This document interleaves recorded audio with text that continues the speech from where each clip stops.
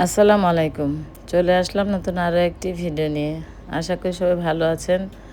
আমিও আলহামদুলিল্লাহ ভালো আছি।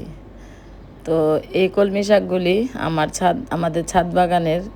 আমি যেয়ে নিয়ে আসার কথা ছিল, কিন্তু রহমান ভাই সকালবেলা কেটে নিয়ে আসছে। আমি না করেছিলাম যে না আমি যাব, সে ভাবছে হয়তো বা আমি যাব না, তার জন্য কেটে নিয়ে আসছে। তো দেখতেই পাচ্ছেন বেশি দিন হয় নাই আমি এই গাছগুলি লাগিয়েছি। প্রায় 15 থেকে 20 দিন হবে, বা 10 দিন হবে এরকম। হ্যাঁ, 15 থেকে 20 দিন হবে। ডাঁটাগুলি লাগিয়েছিলাম। আর গত ভিডিওতে তো আপনাদের দেখিয়েছিলাম যে আমি বারান্দায় পানির মধ্যে লাগিয়েছিলাম।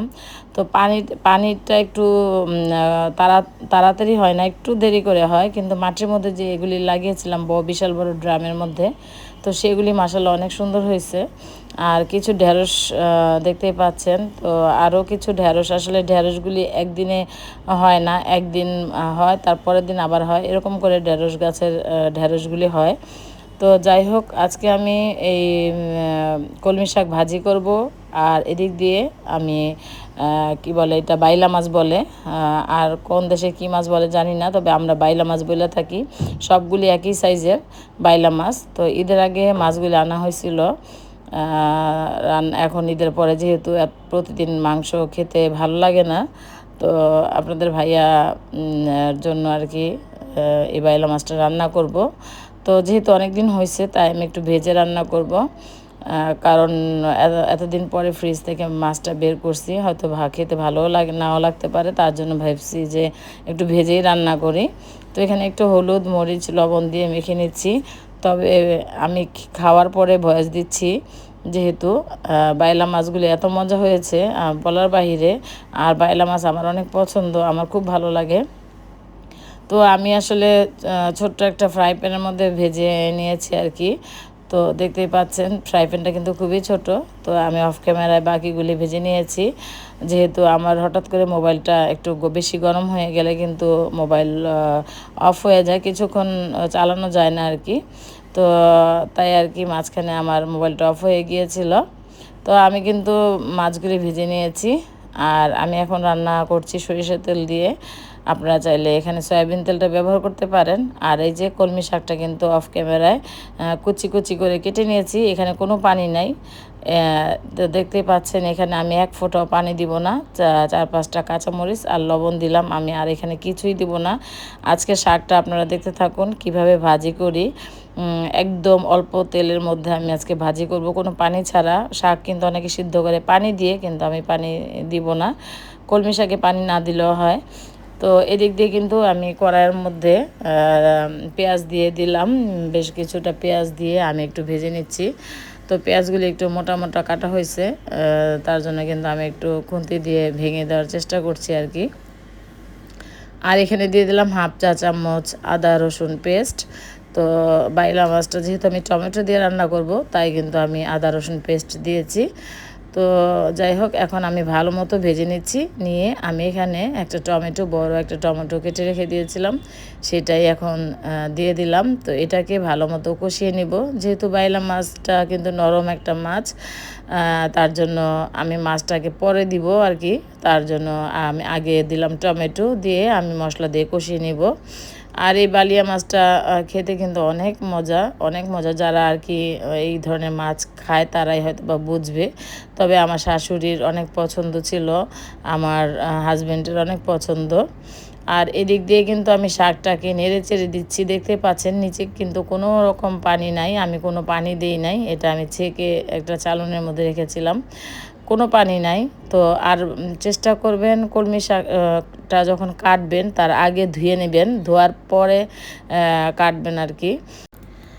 আমি জানি না, হয়তো অনেকে শাকটা ভাজি করে অনেক পেঁয়াজ রসুন বা অনেক কিছু দিয়ে। তো আমি খুব অল্প তেলে ভাজি করব, সেটাই দেখাবো। আর এদিক দিয়ে কিন্তু আমি একটু পানি দিয়ে দিলাম মাছের মধ্যে আর কি, টমেটোর মধ্যে। এখন দিয়ে দিচ্ছি হলুদ গুঁড়া হাফ চা চামচ, মরিচের গুঁড়া হাফ চা চামচ, আর দিয়ে দেবো ধনিয়া গুঁড়া হাফ চা চামচ, আর জিরা গুঁড়া হাফ চা চামচ। আমি সব কিছুই হাফ চামচ দিয়েছি। আর লবণটা দিব স্বাদ মতো।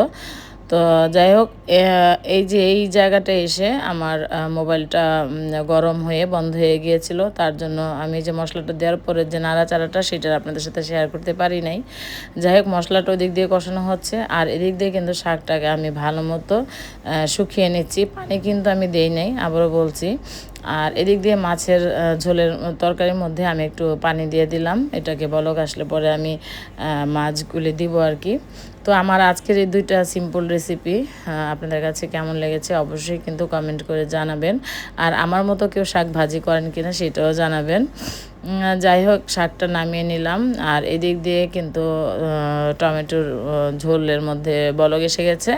আমি মাছগুলি দিয়ে দিলাম। তো বাইলা মাছটা তো এমনিই নরম, দেখতে পাচ্ছেন। তো আমি ভেজেছি যে মাছটা যেন না ভেঙে যায়। বাইলা মাছ আমি যতবারই রান্না করি ভাজা ছাড়াই রান্না করি, কারণ আপনাদের ভাইয়া ভাজা করা মাছ খেতে চায় না আর কি। কোনো মাছই সে ভেজে খায় না। তো এবার ভেজেছি যে মাছটা অনেক দিন ফ্রিজে ছিল, ঈদের আগে, অনেক দিন বললে ভুল হবে, ঈদের আগের 2-3 দিন আগে আনা হয়েছিল আর কি। যাই হোক, ওইদিকে তো মাছের কাজ চলছে রান্না, আর এদিক দিয়ে দেখতেই পাচ্ছেন আমি খুব সামান্য তেল দিলাম আর 4টা শুকনো মরিচ দিয়ে একটু ভেজে নিয়েছি। আর এখন বেশ কিছুটা কি বলে রসুন কুচি দিয়ে দিলাম। শাক ভাজিতে রসুন কুচি পেঁয়াজ কুচি একটু বেশিই লাগে, চেষ্টা করুন বেশি দেওয়ার জন্য। তো আমি বেশি করে রসুন কুচিটা দিয়ে দিলাম আর এই দেখতেই পাচ্ছেন বেশি করে পেঁয়াজ কুচিটা দিয়ে দিলাম। এখন এটাকে ভালো মতো ভেজে আমি শাকটা দিয়ে দিব। তো একদম সিম্পলভাবে আমি শাকটা ভাজি করেছি। কলমি শাকটা এইভাবে একবার ভাজি করবেন। তো আমার বাসায় তো বুঝতেই পারে নাই যে রহমান ভাই তো শাক কেটে এনে দিয়েছে, সেই আমাকে প্রশ্ন করেছে, ভাবি এটা কী শাক? তো আমি যখন বলেছি কলমি শাক, সে তো মানে বলতেছে এটা কলমি শাক বোঝাই যাচ্ছে না। তো সত্যি এইভাবে যখন ভাজিটা করি না, বাসায় কেউ বুঝতেই পারে না। অনেক মানে ভালো লাগে, আমার নিজের কাছে খুব ভালো লাগে। আমি কিন্তু আগে কলমি শাক, এই যে কেনা যে কলমি শাকটা, সেটা কিন্তু খেতাম না। আমরা খেতাম যেটা পানিতে হয়, এখন তো চাষ করে। আর আগে কিন্তু পানিতে হতো কলমি শাকগুলি, বা পুকুরের আশেপাশে হতো কলমি শাকগুলি, বড় বড় ডাঁটওয়ালা, ওইগুলি খেতে কিন্তু অনেক দারুণ লাগে। আমার শ্বশুর শাশুড়ি ওইগুলি খুব পছন্দ করতো।